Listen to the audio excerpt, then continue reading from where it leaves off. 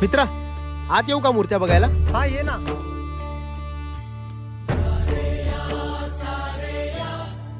मित्रा, छान आहेत मूर्त्या.